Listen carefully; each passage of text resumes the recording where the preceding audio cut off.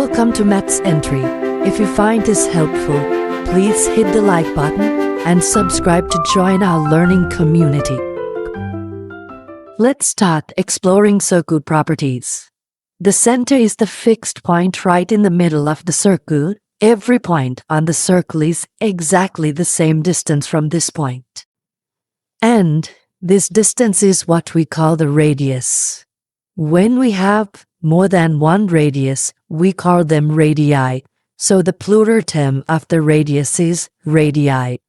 A chord is a line joining any 2 points on the circumference. Now, among all possible chords, the longest one is the diameter, and it passes through the center. Now let's talk about the circumference. In simple terms, it's the boundary or the edge of the circle.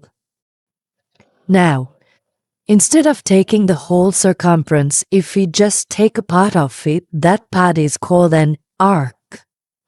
The larger arc is called the major arc, and the smaller arc is called the minor arc. Now, if we take this arc's center and 2 radii, the region formed is called a sector. This small region is called a minor sector, and the larger one is the major sector. Now, when we draw a chord, it divides the circle into 2 regions. Each of these regions is called a segment.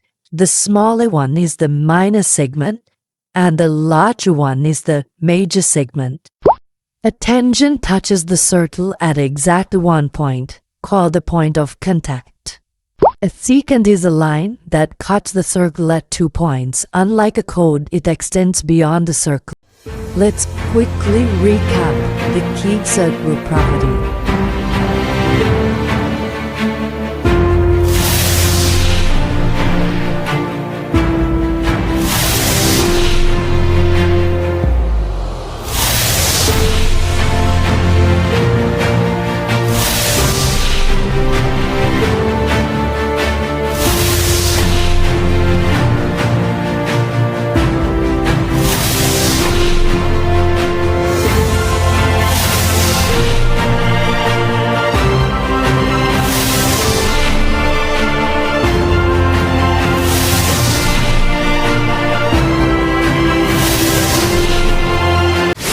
First theorem. Angles in the same segment are equal. So here's a circle with chord AB, and the chord divides the circle into 2 segments, which is minor segment, the smallest one, and the major segment is the largest one. So let's pick point C on the major arc and join A, C and B to form angle ACB, and this angle lies in the major segment. And let's get another point D, and form the angle ADB, and it lies also in the major segment, and those 2 angles are equal. But what if we add more points and have more angles like ACB, angle ADB, angle AEB, angle AFB as well? No matter how many angles we have in the same segment, all subtended by the same chord AB, they are all equal. Even without drawing the chord, all the angles standing on this arc that come to the same segment, in this case to the major segment, they all are equal. Let's say one angle is 35 degrees here, then the next is 35 degrees, and the next. Angles in the same segment are always equal. So far, we've seen angles in the major segment, but the same holds true for the minor segment as well. Just like before, angles in the same segment, whether minor segment or major segment, are always equal. In this case, these 2 angles, they lie in the minor segment and they are always equal. Now, let's look at an example and see how this theorem works. We need to find X and W.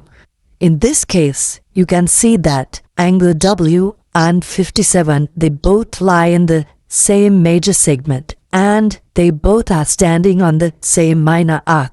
Therefore, W equals 57 degrees, you need to give the reason within brackets. Angles in the same segment are equal.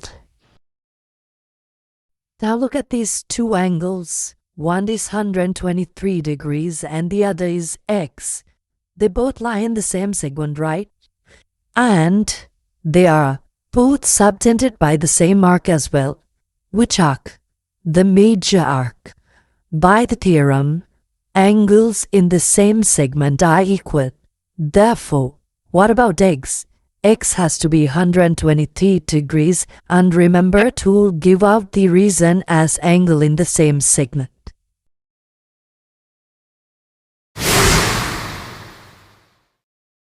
Let's jump into the example 2. Here we can see a common setup, which is two triangles inside the circle arranged like an X shape. Now look at these angles, angle 40 and angle F. They stand on the same arc, that means they lie in the same segment. And angles in the same segment are equal, so whenever you see two triangles forming an X, ask yourself, is this theorem at play? Here's one way to approach this question. Angle F and 40 are in the same segment, therefore F is equal to 40 degrees.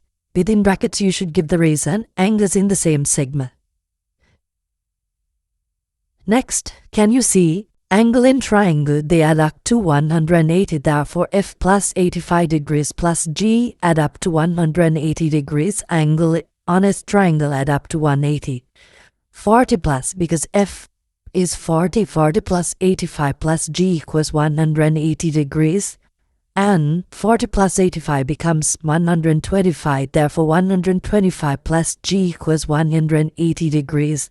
Then G, when the 125 goes to the other side, it becomes negative, therefore G equals 180 minus 125, which is 55 degrees.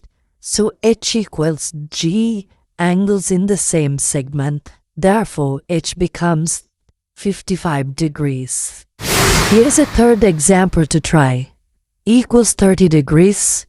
Angles in the same segment are equal, because they both are standing on the same purple cone. D equals 41 degrees, again angle in the same segment, and they are also standing on the same red cone. Phi equals 58 degrees in this case, and reason angle in the same segment, they are standing on the same blue cone. Same arc, same segment, equal angles. That's the